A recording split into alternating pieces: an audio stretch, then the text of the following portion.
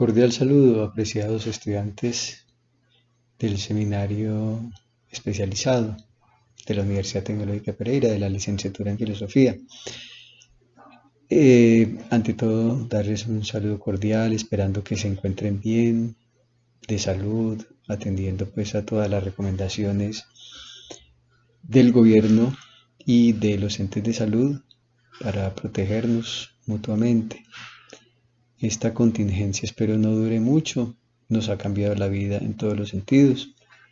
Una de ellas es este medio por el cual de manera mediática tendremos que vernoslas durante unos días para no perder el contacto y para que no se olviden de mi cara de pronto. Propuse o propongo este tipo de video.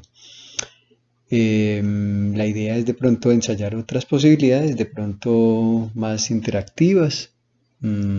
Hay otras plataformas, de pronto ensayarlas más adelante. Por ahora propongo esta como prueba piloto a ver cómo nos va. Y por supuesto la idea no es demorarnos mucho acá, no serán las largas sesiones, largas y tediosas sesiones que podamos tener en una clase. Y pues como voy a ser el que yo hable aquí, pues entonces nos tenemos que adaptar como a este formato, haciendo las cosas mucho más sucintas, mucho más concretas. Bueno, ¿de qué queremos hablar en estos momentos? Pues hemos venido con un proceso en el que hemos hecho, digamos, hemos dado unos pasos eh, indagando por el título, indagando por un estado del arte, indagando por los resúmenes o al menos haciendo una práctica, un ejercicio sobre estos ítems y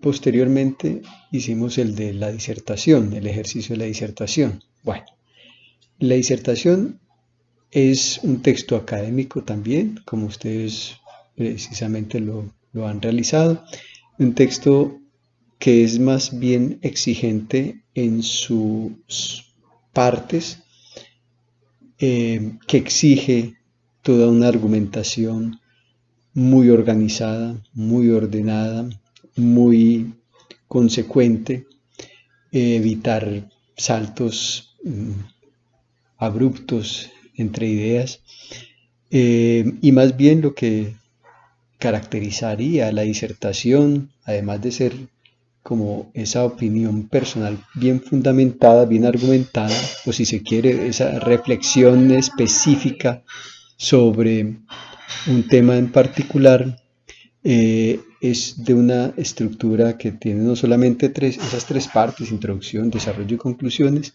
sino que al interior del desarrollo exige una estructura o una dinámica, más bien un movimiento más bien de tipo casi dialéctico, donde se coloque en primera instancia la posición que se quiere defender y después las posturas que contradigan o contraargumenten esa primera postura y después reafirmarse y a dar un resultado específico.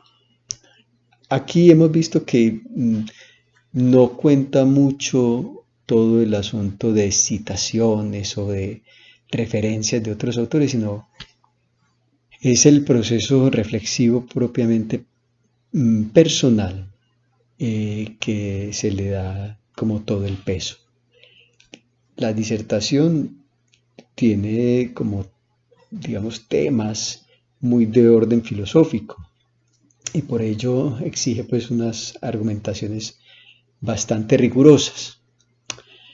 Pero nos encontramos ahora con otro género escritural que es el ensayo, que es el que a continuación vamos a trabajar. Y la idea es mirar cuál es el elemento que diferencia la disertación y el ensayo. Podemos pensar que el ensayo tiende un tanto a todo este ámbito de las humanidades, efectivamente, pero entre esa tendencia de las humanidades también podemos vislumbrar un toque literario, ¿sí?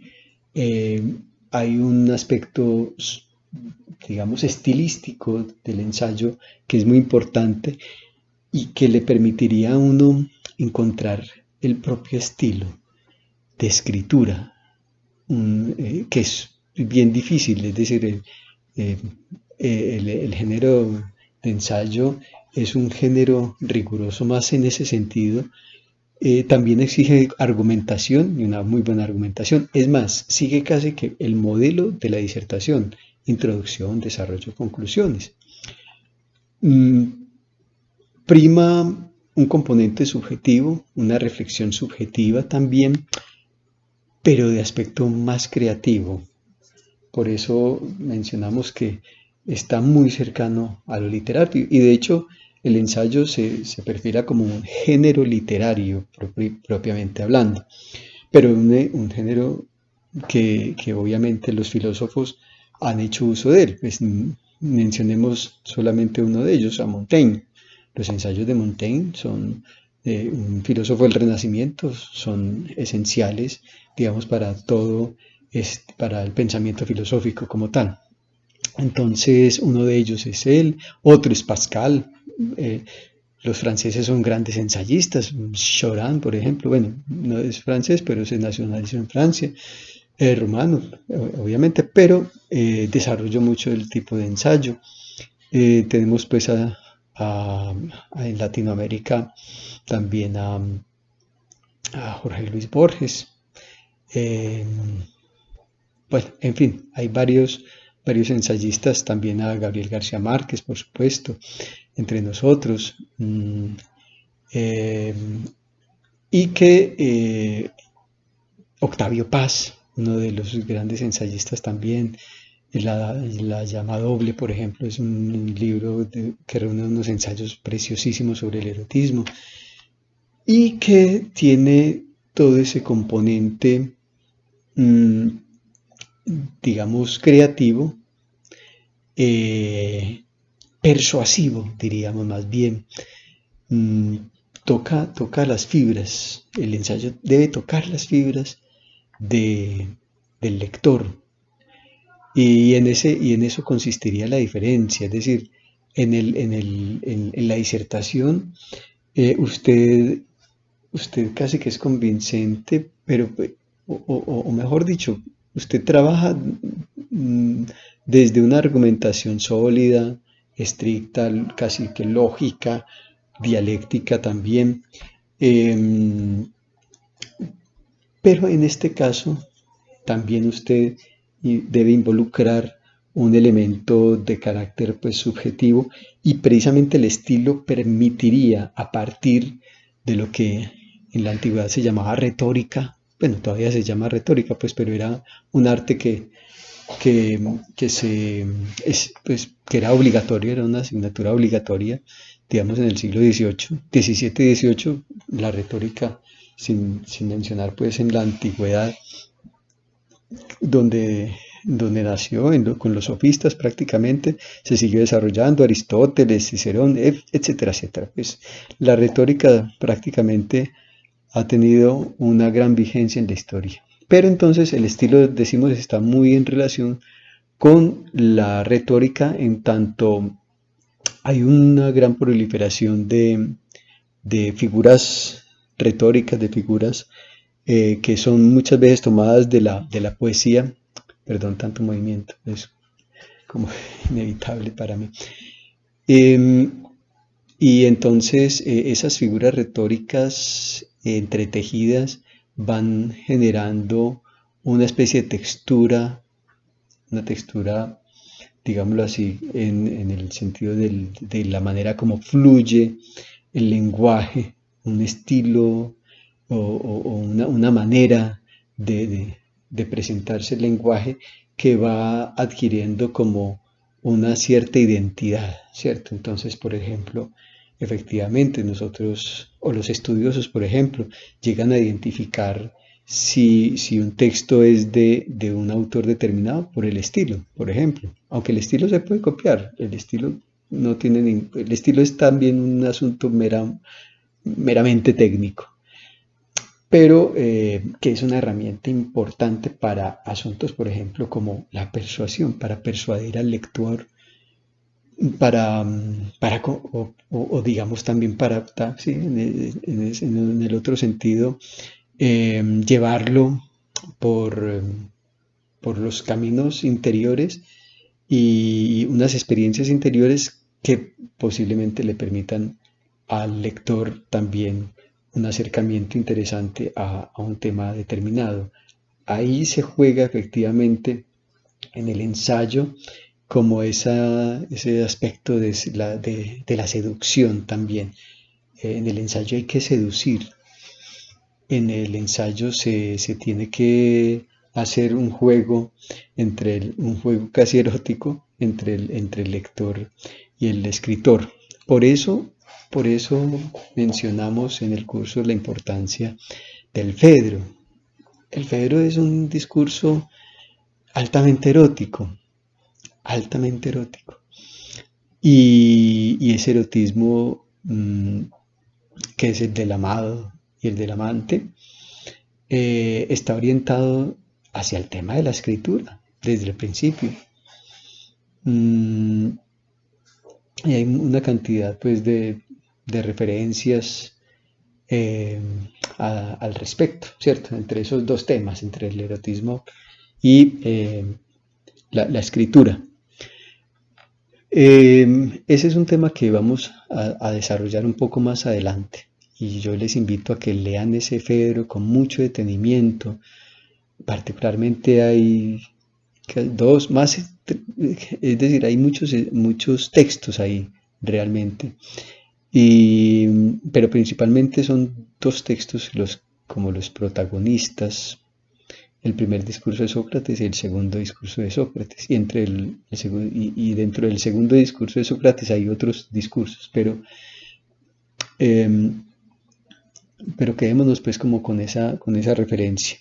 Uno de ellos, el primero, lo descarta y hasta se tiene que cubrir de vergüenza por haber, digamos, como accedido a ese impulso de escritura tipo Lisias, un gran logógrafo, y un texto que hace Lisias, digamos casi para seducir a Pedro precisamente, y del cual Sócrates también lo imita de alguna manera, se arrepiente, pues también es una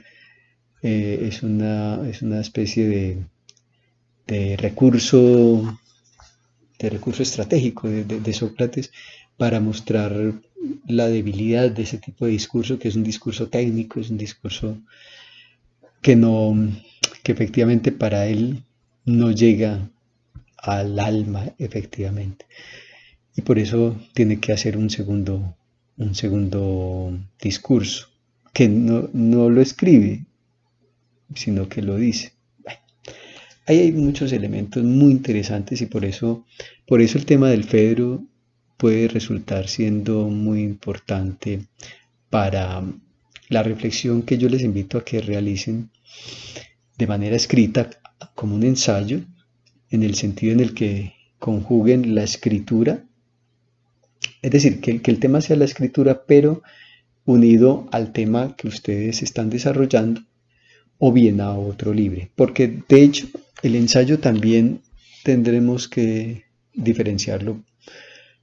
Es que es libre, es asistémico realmente también. Es decir, la diferencia entre la disertación también y el ensayo, que digamos que aunque pueda tener esa estructura, digamos, de introducción, de desarrollo, etcétera, realmente es mucho más libre y por eso es asistémica. Entonces, digamos, reviste también como otro tipo de rigor, ¿no? Es decir, el hecho de que sea libre no es que no sea riguroso, al contrario, pienso, es mucho más riguroso en el sentido en el que, si bien no se está enfocando específicamente hacia un asunto de concatenación de argumentos y de ideas, de coherencia, lo que está apuntando más bien es a un efecto sobre el afecto, más bien. Es decir, producir un efecto que no es tampoco retórico meramente.